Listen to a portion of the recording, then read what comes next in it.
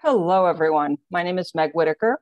I'm one of the co-chairs of the A4 Program Committee, and I'd like to welcome you to our Summer 2021 webinar, Finding Alternatives, Resources, Tools, and Strategies Used by Practitioners.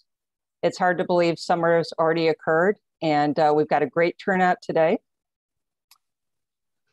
Let me just start my video. I'm actually calling in from the beach. The office is calling me, but hopefully my connection will be good today. We've got a great turnout today of more than 150 people listening to us because we're all so hungry for tools, resources, and importantly, strategies. So today there's going to be some good back and forth from our participants and our presenters. Next slide. So the goals for today are to learn about the resources, tools, and techniques that many of us are using in the AA community. There are lots of hidden tools, and there's not just one stop button so that you can perform a good alternatives assessment or parts of it. And we wanted to learn about the importance of defining the scope of the alternatives to be considered, because remember, we're trying to stay away from regrettable substitution. And know that this is just one of the first steps of an AA. Options identified require further evaluation of hazard, exposure assessment, or exposure potential, cost, as well as performance attributes. Next slide. Lauren, I'm going to pass the baton to you to introduce today's speakers, and please turn on your camera. Okay. My name is Lauren Hine, and I'm Vice President of A4 and co-chair with Meg of the program committee. We are really pleased to have some experts here today who have a lot of experience in alternatives assessment for different purposes. We are hearing today from Anna Montgomery and Amelia Nestler from Northwest Green Chemistry. Anna is Executive Director of Northwest Green Chemistry, who's driving meaningful change towards solutions that preserve natural capital, are safe and sustainable across the product life cycle, and align and leverage different types of policy instruments while actively engaging stakeholders to ensure equity. Amelia is a senior environmental scientist at Northwest Green Chemistry. She led the research and prepared many of the NGC alternatives assessments. Primarily, this was work done for the state of Washington. We also have Elke van Asbroek, who is the managing director of Apeiron. Elke has been active in REACH since the very beginning, 2006, and founded the Apeiron team in 2009. And she manages 15 specialists who are passionate about AA, and it has a particular expertise in exposure and emission control and finding and proactive finding of alternatives. And so I think what you'll hear today is some very important information and approaches to identifying alternatives. I think you'll see that this group takes a very holistic view and looks at alternatives from one extreme, which would be the potential for drop-in replacements, to completely different business models and materials and ways of providing the same service without, perhaps even without chemical intensive products at all. And this is really important because how you scope the alternatives assessment determines the outcome, what you find, what you're allowed to evaluate. And sometimes this is constrained by regulations and sometimes not. So we're very excited today about this, and we're viewing this webinar as a discussion. So you're going to hear from the speakers each for about 15 minutes, and this should leave us hopefully about 20 minutes. So as you, if you have thoughts on, if you have questions, please put them in the chat. If you have ideas for tools or your favorite resources, please put them in the chat. Molly is planning to capture them, and we will publish the compilation of tools and resources after this webinar for everybody to have access to. And the webinar itself will be recorded. So Molly, to you. Great. Let me start my video here. So yes, welcome everyone. And we, as Lauren mentioned, we opted to use Zoom meetings for this rather than the kind of a webinar platform, as we really want this to be engaging. And so with that, you have the opportunity to unmute and your line and also your video, but we ask, just for lessen the chaos itself, to keep your lines muted and your videos off.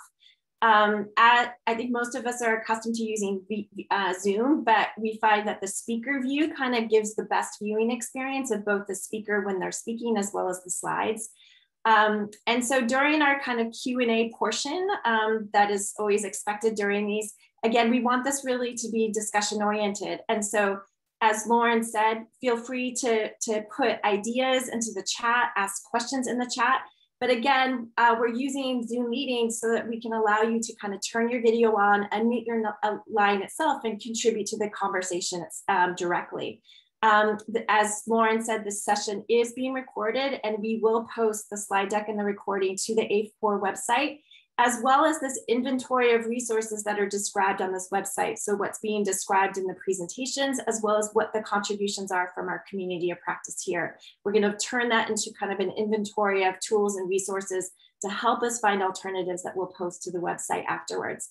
And just so, for those of you that aren't familiar, just to help us navigate kind of the Q&A time or the contribution time from our community. It's going to be easiest if you raise your hand. So if you'd like to offer a comment, raise your hand, and you can do that by opening up the participant box that should be on the bottom of your screen. And then at the very bottom, as you'll see here, you'll see this raised hand option. And so please, if you'd like to offer a contribution orally, rather than via the chat, please raise your hand, and Meg or Lauren will call on you. And so with that, I think we want to turn it over to our first speakers. So Anna and Amelia, if you can unmute your lines and turn on your videos, we're interested to hear from you first. Great, thank you, Molly and Lauren and Meg, for the introduction and the housekeeping. So we are a nonprofit focused on using green chemistry and engineering solutions to improve environmental and human health and support a circular economy. And you can go ahead to the next one, thank you. So I'm going to give sort of the biggest level overview of how we approach alternatives assessment, and then Amelia's going to jump in and give you some very specific examples on how this works in practice with 2 case studies. And what we've learned over the past several years is that there are several things that we do kind of all the time that are promising practices in this field. So one is to engage stakeholders, and there'll be more about that here coming up. The other is that we don't, as Lauren was saying, sometimes you want to give a sort of drop-in solution, but often we're dealing with decision makers because our client is a government agency or another group that is maybe an intersectoral consortium. And those types of solutions are often not what they're looking for, because they're looking to solve a much broader based problem. And so we really give them a whole selection of alternatives and really clear about where those might be best implemented. And then in addition to that, the scoping, which Lauren covered, is so important, can involve things that may not even be chemical substitution. So often we're looking for disruptive innovation or an engineering solution as well.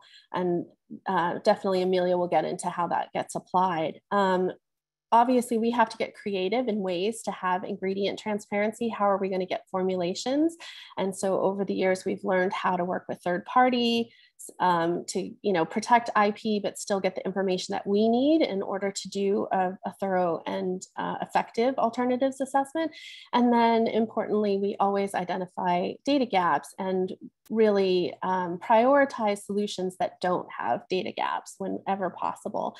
In defining the problem, we sometimes use a technology survey that really helps with that broad scope, looking at all the different ways that we might approach solutions. And then the other piece of that is, in order to avoid over-engineering, making sure that all of the functions are actually useful. We have definitely come across situations where, they're looking for an alternative, but it really doesn't need the 5 functions of what they're currently using. And so there are automatically safer, more sustainable alternatives when you remove those things that have been over-engineered. We also, of course, go through a literature review, and it's important to include gray literature within that, because you never know what's currently been being done by other government agencies. You may weight different sources of literature differently, but we find it's really important to include a broad scope there as well. And then we're really going to get into a lot of discussion about how important expert interviews are, focus groups, and when you don't have drop-in substitutions, or there are technical issues with those substitutions, how you create those technical working groups to work through those. And as Lauren was saying, everyone kind of has their own approach. And as Meg said, sometimes that's more or less specific. One of the things that we're fortunate to have is, as Lauren developed this product innovation and social mapping framework that is really for design and redesign, but also we have used in many ways for our alternatives assessment, because within each of these steps, we have a series of questions that really help us dig into identifying those data gaps, to looking at potential disruptive innovation, et cetera. So the important piece of this for today's discussion is that it's really principles based. And so it's multi-attribute.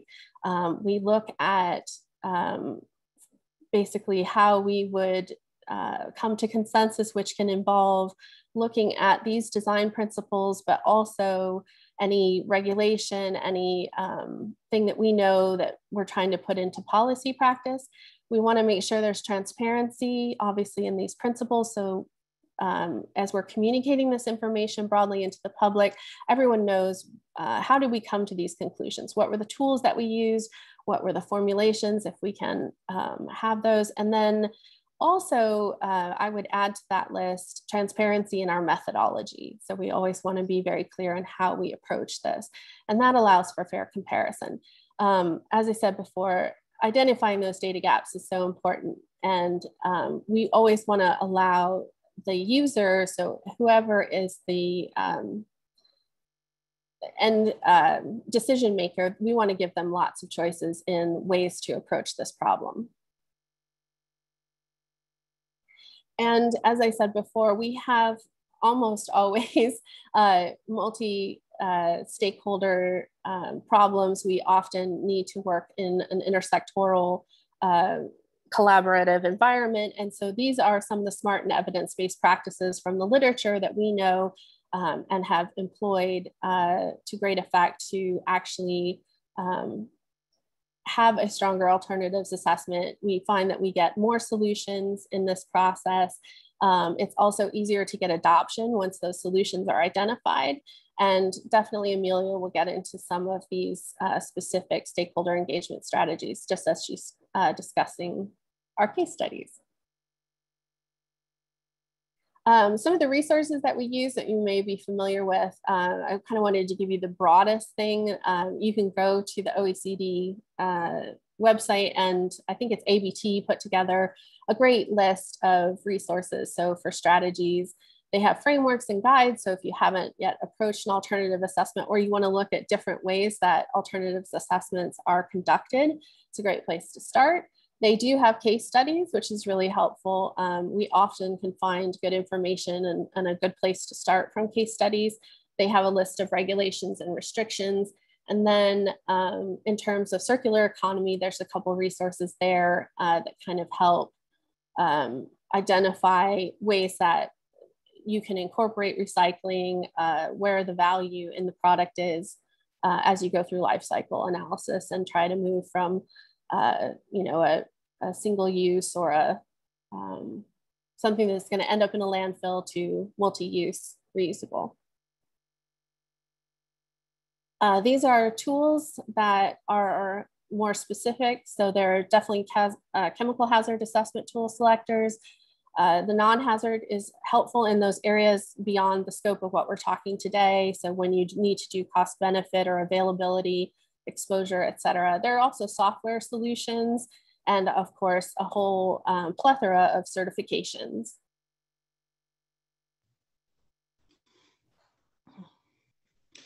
And with that, we'd like to dive into talking through a couple sort of examples of alternatives assessment work that we've done in the past. The first one I want to talk about is the Washington State Anti-Fouling Boat Paint Alternatives Assessment that we did for Washington State back in 2017. So anti-fouling boat paint is the paint that's used on the bottom of boats to keep algae and barnacles from growing. And copper is one of the most commonly used ingredients. Unfortunately, copper is toxic to salmon, particularly in freshwater, but it's a necessary component of recreational anti-fouling boat paint. If copper is simply removed from the product, fouling will occur, which results in increased drag and even damage to the vessels. So this alternative assessment was really about solving for X. What product will manage fouling, yet still be safe for salmon? So when we looked at the different types of alternatives that might be involved, we took a very broad view. And depending on your perspective and your goals, you might focus in on individual parts of this instead. So let's see. Can we go to the next slide? At the most simple level, you might look at other biocides to replace the copper. And that's definitely a perspective that we included in our report, but it only looks at a very small set of alternatives. And like Lauren was mentioning at the beginnings, the way that you scope alternatives can drastically change the outcomes of your report.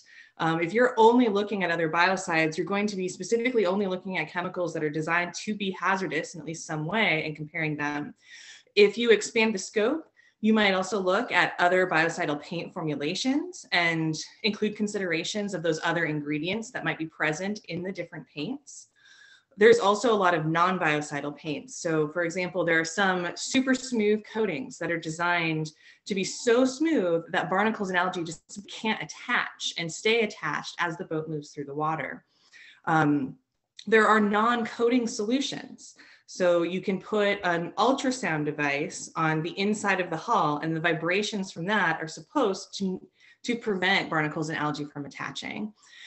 And then beyond that, there are marina-wide solutions. So for the example here is an automated boat wash, where every time you leave the marina, you just pull into the boat wash, it scrubs off the barnacles and algae that have started to attach, and then you have a completely smooth hull every single time you leave the marina.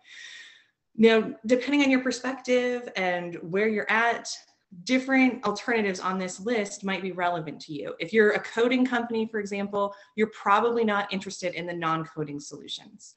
And each of these presents different challenges as well. So a marina-wide solution, like that automated boat wash, if anyone in that marina has copper on the bottom of their boat, well, those vessels cannot use the boat wash. And then you have these additional issues of enforcement and ensuring that only vessels not painted with biocidal paints use the boat wash. So it can get very complicated, but you're going to get very different results if you only include one part of these alternatives and not other parts. So the sources that we used, the first source, of course, is product-specific databases. So for example, pesticides all have to be registered. You can search those databases.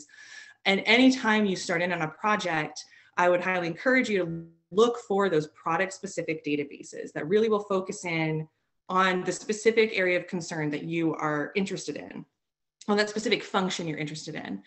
Vendor websites, also very valuable. And looking at not just paint websites here, right? But looking at the broad spectrum of what's made available to recreational boaters right now. We also attended a number of conferences, conventions, and expos. So we organized a session at ACSGCI. We were able to invite researchers to give presentations about novel anti-fouling technologies. That was a great way to learn about emerging technologies. And as I'm sure everyone here is aware, most scientists are thrilled to have an engaged audience learning about their research. And they also are keeping abreast of other research in that space. So it's an excellent resource for learning about the really novel emerging technologies.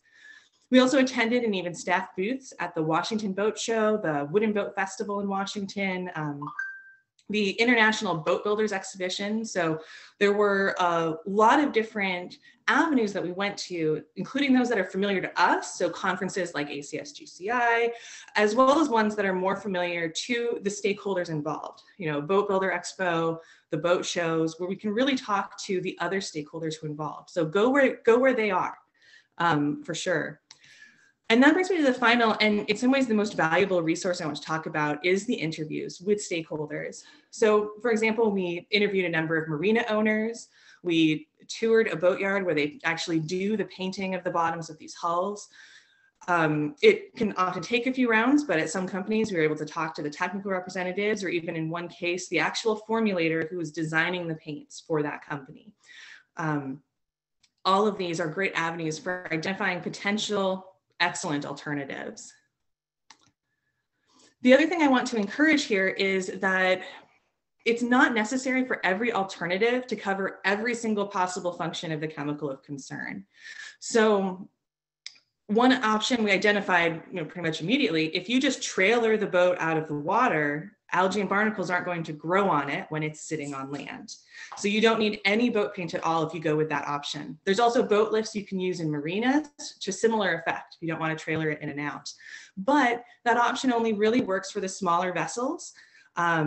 Also, if you have a boat lift at a marina, it takes up more space than just a boat by itself. So marinas where space is really at a premium, like say downtown Seattle, boat lifts are not going to be seen as a good option. So even though this only covers a subset of boats that might currently be using copper, it's still a valuable alternative. And I think we're going to find this is going to be common as we're replacing hazardous chemicals with less hazardous chemicals and less hazardous products. Those hazardous chemicals are used because they are so functional, so efficient, so cheap. They cover so many different possible use cases. It's going to be very hard to find a single alternative that will cover every single one.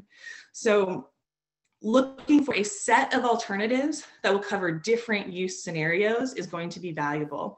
That's part of why we presented the results of this report as a decision guide. We didn't present it as, here's the right answer, everyone just use this one. We shared information about a variety of alternatives and what use cases they might be suitable for, as well as the benefits and drawbacks of them, and the data gaps that were present with some of them. So I think all of those are important to be considering. And I just want to quickly address, someone asked how receptive were people at boat shows for what we were trying to do, and it was an enormous mix. And one of the things we learned very early on, that it is helpful to identify people within that community who can be champions of your work. So there was someone from the Northwest Marine Trade Association who was very interested in cleaner products for boating, and was also very well known in that community. And so he was willing to introduce us to the right people, to get us in front of people giving presentations, stand there next to us to say, hey, let's listen to what these people are doing. A champion like that is going to be enormously important, especially with something like boating. As far as actual recreational boaters, we had some people walking by our booth and they would identify some safer product we were talking about, potentially including, say, oh, hey, I use that one, it works great. And then another boater would walk by and be mad at us for what we were trying to do, because copper is what they have always used, and that is what they will always use. So you'll get the full mix when dealing with certain crowds. So it's a balance. Phthalates is the second example I wanted to talk about. And this one's a little different. The first one, we were looking at a consumer product with a specific function.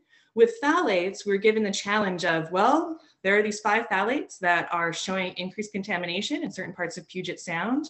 Can you identify how they might be used to be getting into Puget Sound, and what alternatives might be available?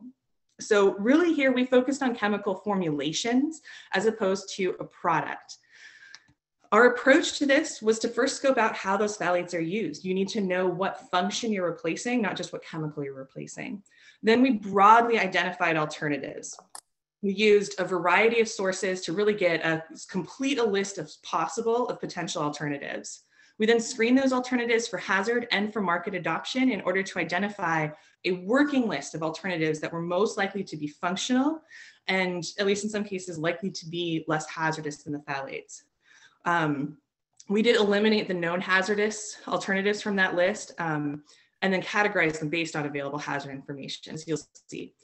So the use I want to give as an example is phthalates as plasticizers and fast fusers.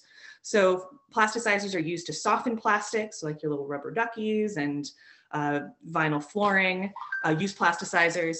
Fast fusers overlap with plasticizers in that many plasticizers are fast fusers and vice versa. They help with processability, lowering the time or temperature needed during production. So you can go ahead a couple slides. The resources used, that we used here, there were a few different ones. The first one I want to highlight is Chem Forward, which it was actually a bit of a back and forth between our project and them developing their plasticizers category. The great thing about Chem Forward is that they publish detailed hazard profiles of all of the chemicals organized by function. So you're able to really find a good solid list of here are some functional chemicals, and you have good hazard data available for them already. There's a few lists we use, like the US EPA Safer Chemicals Ingredients list, Clean Ingredients, the ChemSec Marketplace. All of these allow you to search by function, and they have some hazard or sustainability criteria, different ones for each of them. And so that may not match what your criteria is going to be, but it's a good starting point that there's at least some positive aspect of each of these. The TCO Certified Accepted Substances list is a list of chemicals accepted for a certain certification in electronics that does have some safety criteria. We used a few databases that either have no or minimal hazard criteria for listing. So like UL Prospector and Special Chem, they're not even necessarily going to list hazard data with it. You might be able to pull off an SDS, that's about it. But you can search by function and you can get a very comprehensive list from them. We also used literature searches, especially valuable for identifying alternatives that are not yet commercially available or commercially recognized. So that is to say, you may be able to purchase that ingredient, but you won't see it advertised as a plasticizer yet. Vendor websites, the big vendors, pretty much all of them have departments working on making safer alternatives to known hazardous chemicals and are working on marketing those. So looking there could be an excellent option too. And finally, again, interviews have been enormously valuable to us. Talking to the technical people at chemical supply companies, with manufacturers, the researchers, that's where you get a lot of really detailed information, not just to identify the alternatives, but some nitty-gritty information about what kind of performance considerations or cost considerations or et cetera are going to be necessary. So now I've got this huge list of potential alternative plasticizers and fast fusers. Obviously too many for an in-depth alternatives assessment report. So what we did next was sort of a branched approach. At the same time, we did a basic hazard screen to eliminate the known hazardous alternatives. So like your known carcinogens, mutagens, et cetera. And then we also worked with industry representatives to eliminate those that weren't really practical for the majority of uses. Alternatives that are simply too expensive, not available in sufficient amounts. You know, sort of the low-hanging fruit involved here. And that brought us to the working list, which is, I think, an excellent starting point for a full AA, and this was actually the conclusion of our screening alternatives assessment. All of the options here are potentially functional. The different categories were based on the availability of hazard information at that time. But this is definitely something you could start bringing into a full AA and doing a more comprehensive assessment. And it's a starting point for a manufacturer who is looking to make substitutions, could get some information and get started. We also acknowledge that there can be material substitutions that would just eliminate the need for plasticizers altogether. So for example, you could have wooden flooring instead of vinyl flooring, and now you don't need plasticizers at all. And so those kinds of alternatives are important to keep in mind. Though again, depending on your audience, right? If you're a manufacturer of vinyl flooring right now, you're probably not interested in an alternative like wooden flooring. It's not going to work with your current equipment, your current business model. It's basically starting an entire new company to make that switch. So depending on your audience, you're going to be scoping your alternatives differently.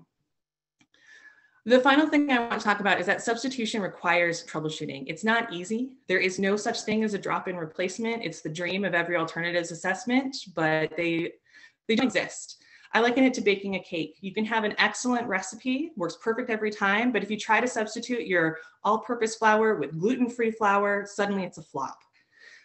But if you do some troubleshooting, maybe you need to add some different ingredients or change the time and temperature for baking, and it will work wonderfully with gluten-free flour. The same is true with chemical substitution, and this is particularly true with some of the phthalates as plasticizers. DHP is one of the most commonly used phthalates. Alternatives almost always require a change in processing time or temperature, or they may require other ingredients like fast fusers, especially to work on the existing manufacturing equipment the way it's tooled right now. So the manufacturer of that alternative chemical is going to be an excellent source who's motivated to help you through that substitution process and talk you through what's going to work well. But this is another area where I also want to issue a bit of caution. While interviews like that are one of the most valuable sources for information that we found, everyone you interview comes with a certain perspective and a certain lens. Some manufacturers will tell you it is impossible to swap out phthalates in their products. These alternatives, they just don't work. But if you really probe, that particular manufacturer just tried to use it as a drop-in replacement and didn't do any or much at all troubleshooting. No wonder it didn't work for them. So you may find that it's not so much that the alternative is a complete flop, it's that there are some other changes that would be necessary in order to get that alternative working, and they either haven't tried it or are not willing to try. Maybe it just doesn't work with their particular manufacturing process, but it would work for many others. So be sure to consider that perspective when you're doing the interviews, to think through exactly whether or not the alternatives that they are crossing off should really be crossed off of your list. With that, I'd like to pass it back to Molly. Thank you so much, Amelia and Anna. That was really excellent and jam-packed, a lot of great information. And I must say, everybody has a different perspective, but while the cake on the left, of course, looks much better, chocolate is chocolate. So with that, let's turn it to our next speaker, Elka. And thank you for that really enlightening and thorough talk.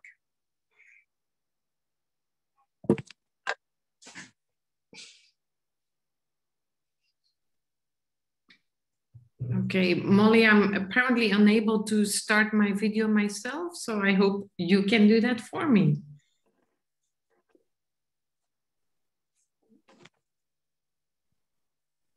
We can hear you just fine though, there Elka. we are.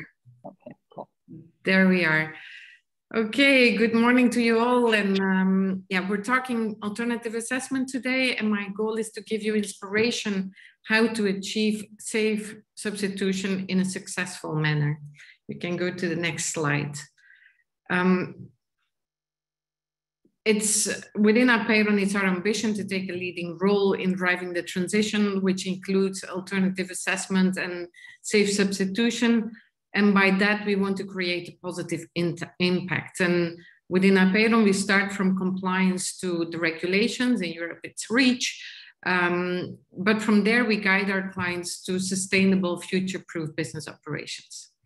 Now, regarding alternative assessment, how do I start? That's the main question. And where do I find inspiration? And that's why I'm having this talk with you.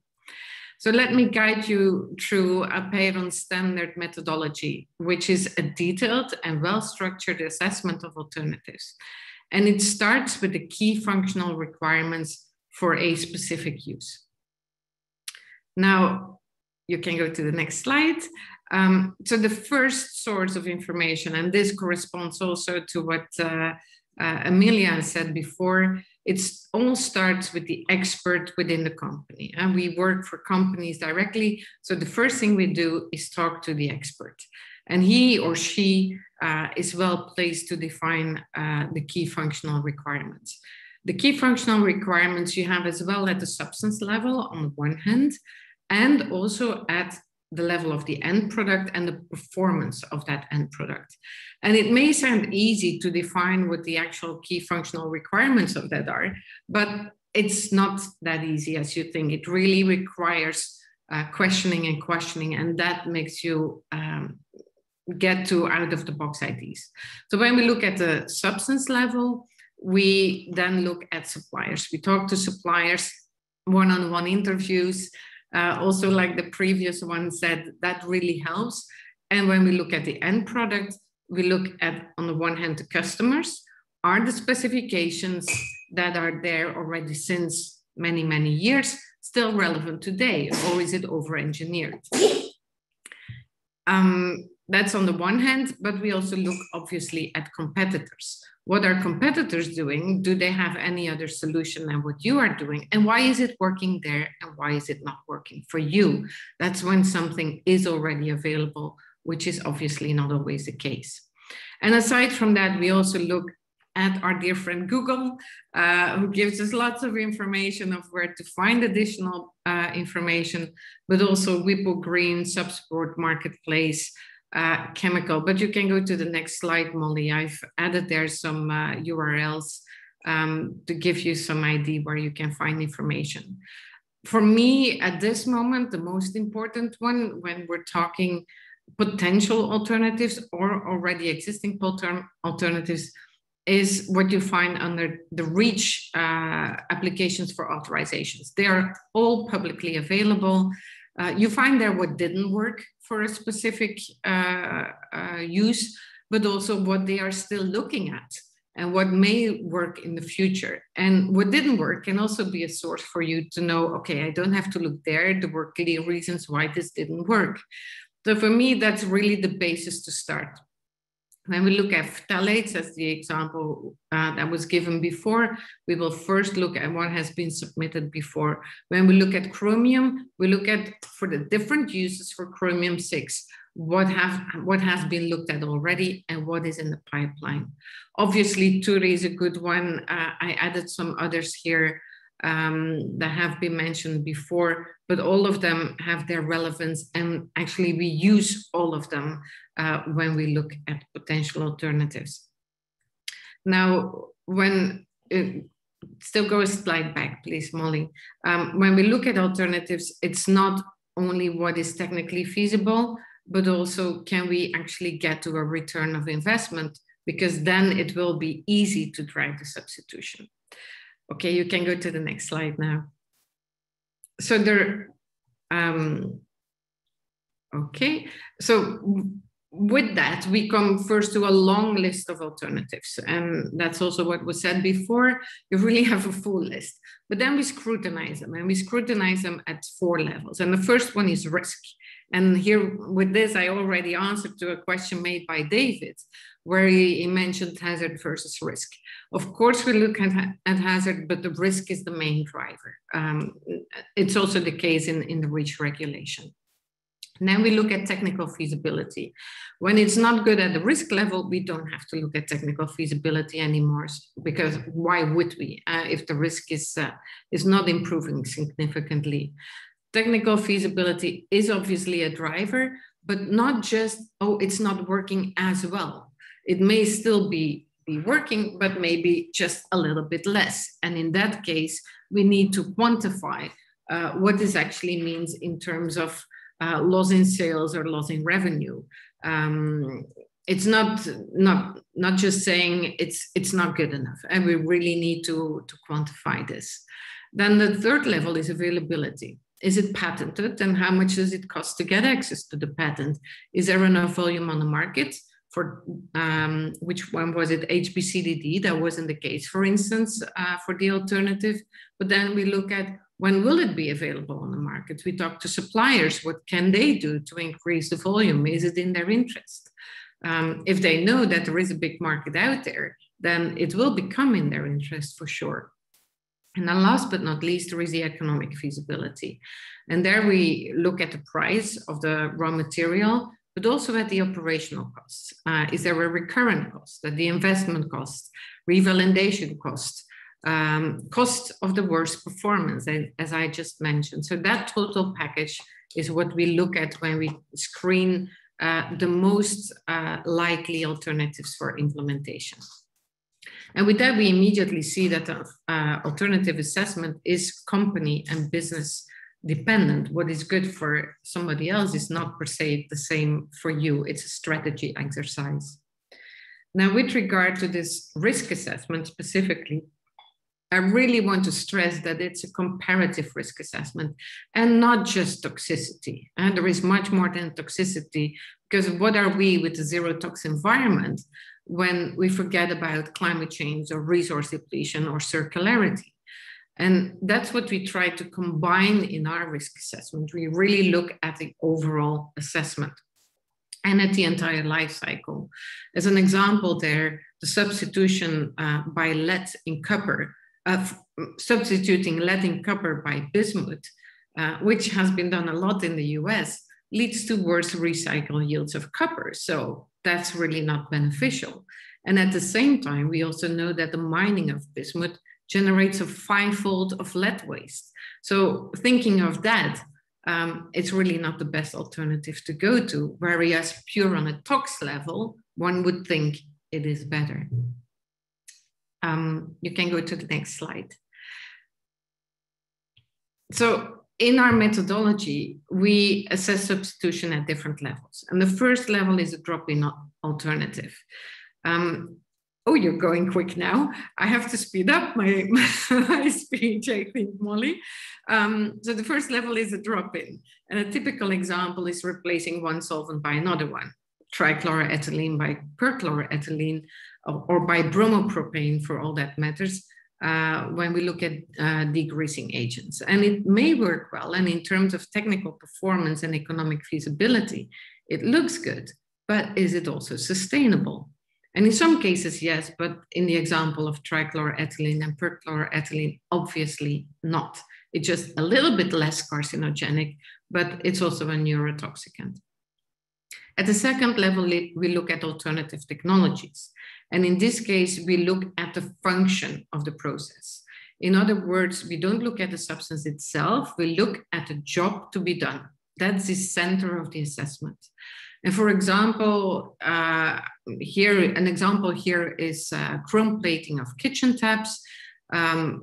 Instead of chrome, we can also use PVD, physical vapor deposition. So this is actually what we mean with functional substitution.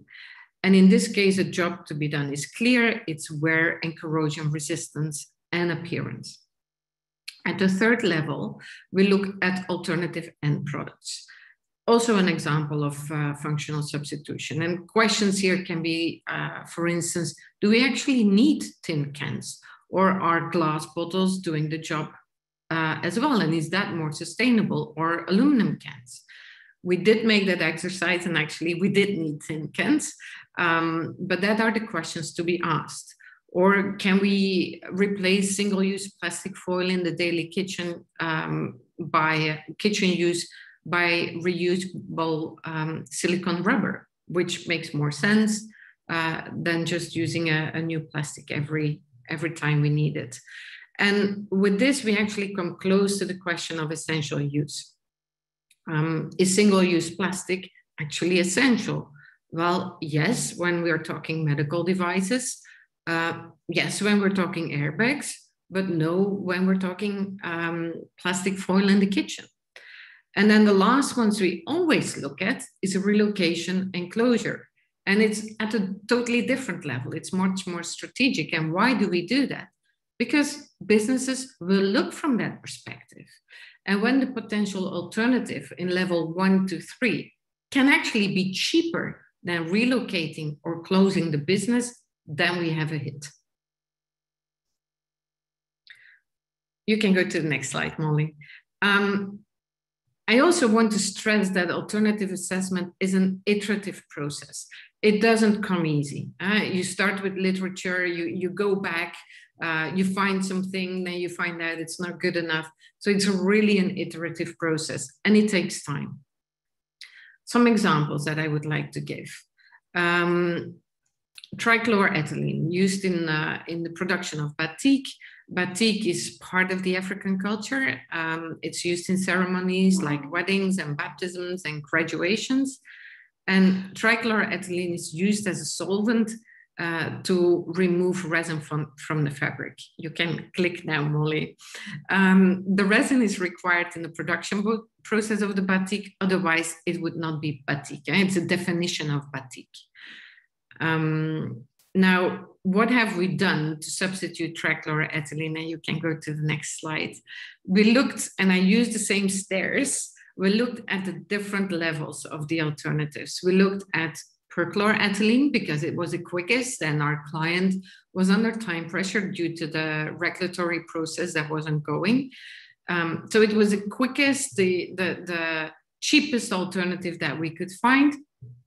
And in case our client would not have received an authorization for a long term, they would have moved to perchloroethylene, even though this, we all know this is a bad solution. This is definitely a regrettable substitution.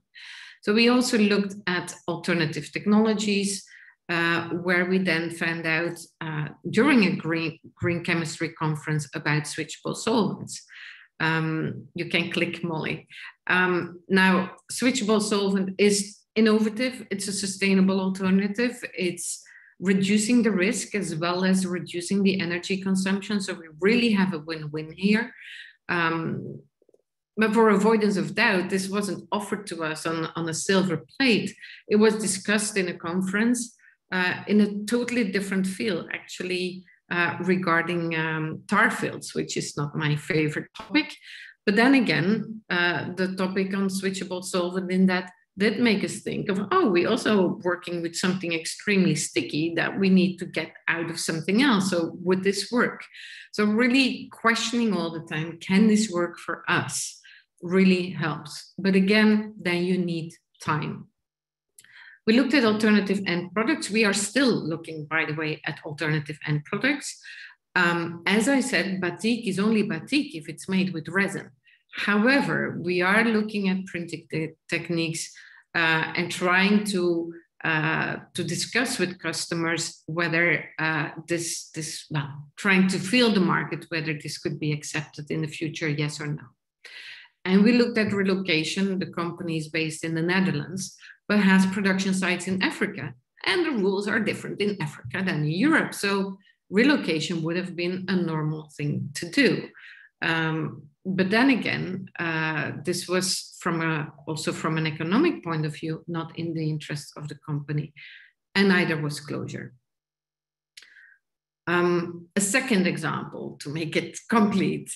This is by Nourian, previously AkzoNobel, and they use they use still today dichloroethane as a solvent in the production of a surfactant. The solvent is completely recycled in the process. Obviously, that's not always 100%, but they have a really high yield there. The surfactant is then used to make polyvinyl alcohol. It's called D-Cloud 45, and that is then again used in PVC. The PVC, as we all know, is used in piping, cable insulation, blood bags, etc. Now, D-Cloud, and that's the important element of this, D-Cloud is the only polyvinyl alcohol on the market that contains 0 methanol and 0 ethanol. And that's extremely important to US PVC manufacturers for the reasons of explosion safety. That's also here in Europe important, but also to comply to the US Clean Air Act regarding methanol reduction. So this is a very specific and important element in this discussion. So we looked at also the different alternatives here. You can go to the next step, Molly. So we looked at one more, drop-in alternatives, and their cyclohexane was immediately a hit. They could implement it quite quickly in less than 6 years' time, but we all know it's less sustainable. And you can go a few clicks further, Molly. Yes, thank you. It was definitely not in the interest of our client. It didn't meet their sustainability goals to just move from one solvent to another, even though cyclohexane is clearly less riskful and less hazardous as well than dichloroethane. We looked at alternative technology, and here we looked at water-based polymerization. How did we come to this? Honestly, this is not my credit. It's really the credit of the experts at Nourian with whom we work together. It's an innovative solution and it's sustainable. We evaluated how much time they would need, and it would take them 9 years. That was the estimate at that moment. We also looked at alternative end products. Did we still need a surfactant? Did we still need a D-Cloud 45? Could one work with PVC without decloud 45, and there it was negative. We looked at relocation. They have a site in Mexico as well. But again, sustainability is of high importance to Nourion, previously AXO, and hence they didn't want to do that, and closure was assessed as well. Now, when we looked at the time frame, it was actually interesting that we estimated 9 years for the water-based polymerization, but it's not being lucky, but the R&D went really well and everything was in our favor.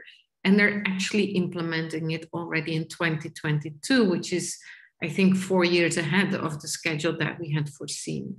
So it can be very successful as well. Now, you can go to the next one, Molly. An important statement that I really like to use from Koen van Duffel, who is the expert at Nourion, is a statement he made. He said, if we would have received during the authorization process under REACH a limited time frame, then we would have been forced to bet on the quickest horse. And they would not have gone with a sustainable solution because they would have run out of time then, or the risk would have been there, which has a huge impact on the business. So luckily they did get a time. And as I said, they are implementing it even quicker than we thought they would. I would like to conclude with 2 last slides, and it's about the mindset for alternative assessment. It's really thinking differently than everything we know today. And with circular economy in general, it's even more the case. We need to think holistically. We start with R&D. We start with engineering and process technology, looking at the technical feasibility. We quickly move to risk assessment because, as I said in the beginning, when the risk is not reduced, it doesn't make any sense to continue the investigation and spending money on it. Where when all of that seems to go to the positive direction, we also need to look at the market and the business and the customers. Also the economic assessment. Can there be a return of investment in X years' time? And what are the X years' time? Can we still get that time frame to ensure there is a return of investment? Because then it's much more easy to implement things. Strategy, scenario thinking is crucial. What if I don't do A but do B or something else? Oh, I see my animations are a bit weird here. Molly, it's to keep it interesting. And last but not least, we really need to think out of the box, not just looking at your own use area. We do look at your competitors, we do look at suppliers, but go beyond that, go much broader, and that you get from green chemistry conferences and from talking to universities. And we have a strong network with universities. When we have an issue, we go there, we discuss it, they come up with ideas, and everything starts there. Then lastly, and that's the next slide, Molly, and if you can follow me stepwise, alternative assessment is definitely multidimensional. It's not just the tox, it's not just the hazard, it's a risk, it's climate, it's circularity, it's use of resources. If we look at risk or even tox only, we risk to go to regrettable substitutions. Think of the example of lead in copper replaced by bismuth in copper. Secondly, safe or sustainable substitution requires innovation, and that's functional substitution. And the next one, innovation takes time. We cannot go to substitution, or typically, it's a great hit if we can do it like this, but typically that's not the case. So it requires time to start well ahead. As of the moment you see you're using a substance of concern, it's time to already start thinking of what you can do to substitute it. Substitution under time pressure leads to suboptimal substitution or even to regrettable substitution. The examples I gave of the batik and also the Nourion case, they would have gone to regrettable substitution if they would not have received the time by the authorities. Innovation requires inside knowledge of the user. Without the user, you don't get anywhere.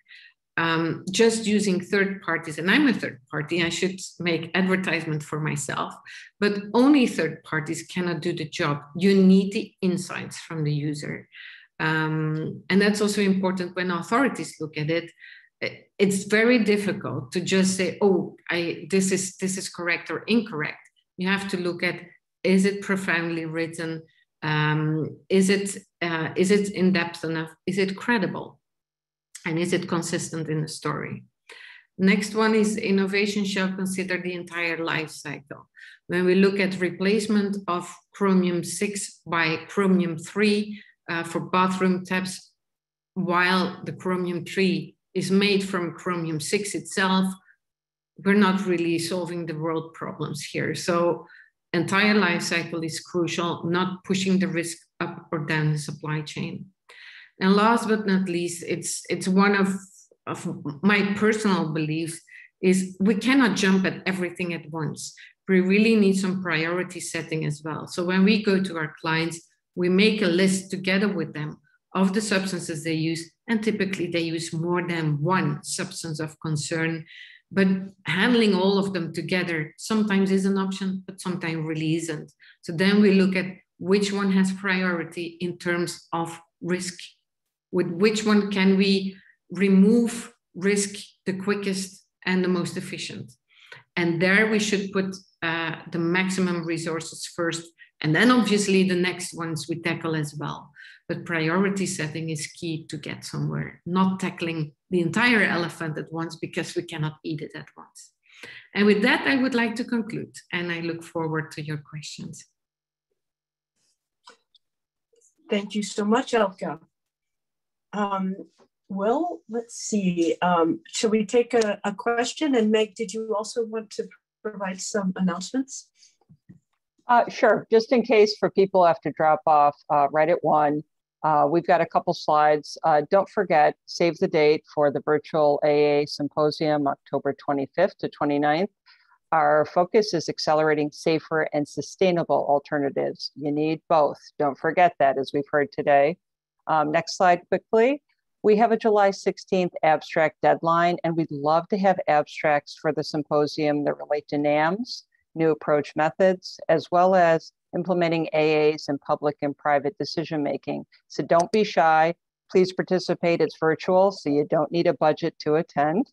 And then finally, we need you. One of the best resources is ourselves. Join A4, we'll give you your button.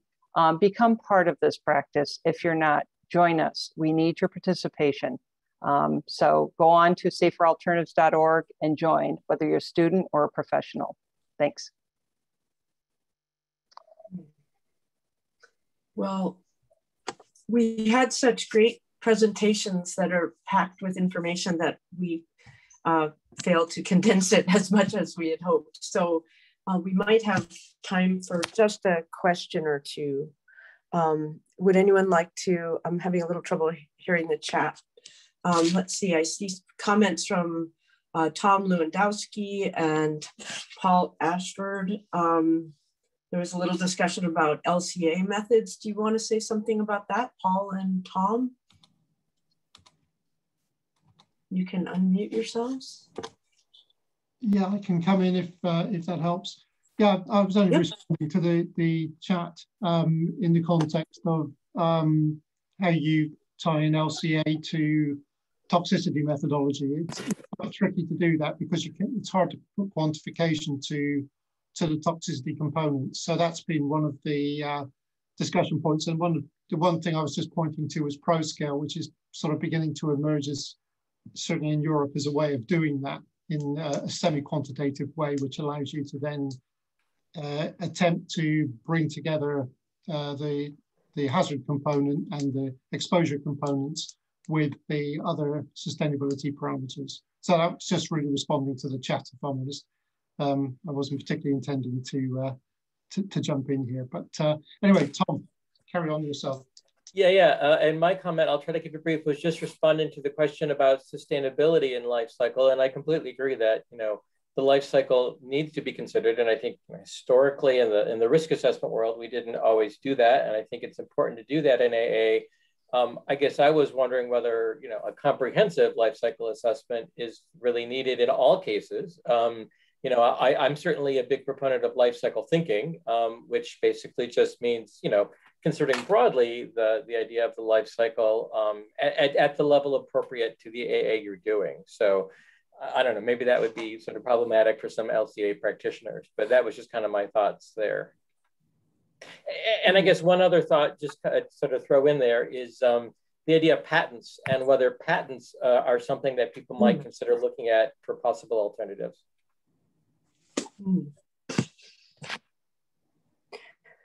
Would either of the speakers like to address the question of patents? I can take that. And also on LCA, I would like to give some insight how we do that.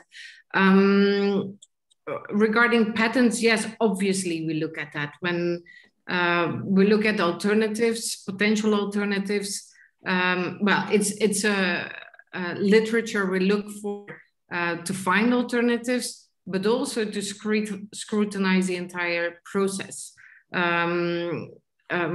Examples of boric carbide as alternatives for chromium-6, we looked in the process details in the patent to scrutinize what other solvents and substances they are using, and found out it was actually an issue in itself. So that's definitely important as well in finding better alternatives, as is scrutinizing potential alternatives. Regarding the life cycle assessment, I like the statement of Tom of life cycle thinking.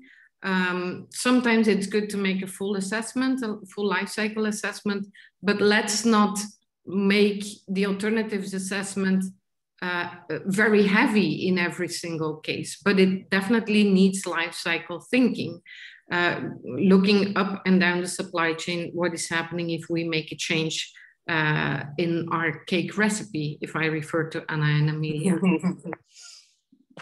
Right. Well, I hate to be the bad guy here, but we are out of time, and I heard some really interesting things in the two speakers. And one thing that struck me was that the Green Chemistry Conference to both of our speakers was a resource for emerging technologies, and that's really exciting and affirming to hear.